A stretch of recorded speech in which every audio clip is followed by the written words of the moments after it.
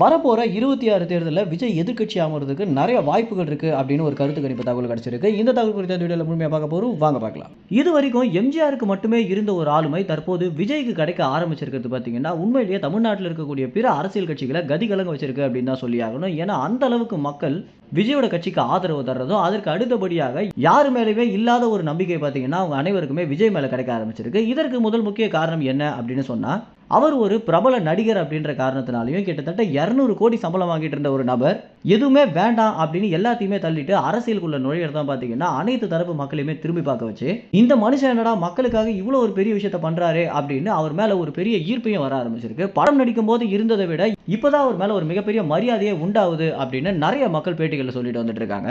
இப்படி எல்லாத்தையும் தாண்டி தற்போது அரசியல் கட்சிகளை கதிகலங்க வைக்கக்கூடிய விஜய்க்கு மேலும் வலு சேர்க்கும் விதமாக தமிழ்நாட்டில் இருக்கக்கூடிய கல்லூரி மாணவர்கள் பாத்தீங்கன்னா ஒரு கருத்து கணிப்பு நடத்திட்டு வந்துட்டு இருக்காங்க. இந்த கருத்து கணிப்பு தகவல் என்ன சொல்லுது அப்படின்னா, 26 தேர்தலில் விஜயால ஒண்ணுமே பண்ண முடியாது அப்படின்னு நிறைய பேர் சொல்லிட்டு இருந்தாலும், விஜயால எதிர்க்கட்சியாக உட்கார முடியும் அப்படின்றதுக்கு நிறைய சாத்தியக்கூறுகள் இருக்கு அப்படின்றத இந்த ஒரு கருத்து கணிப்பு சொல்லக்கூடிய தகவலாக இருக்கு.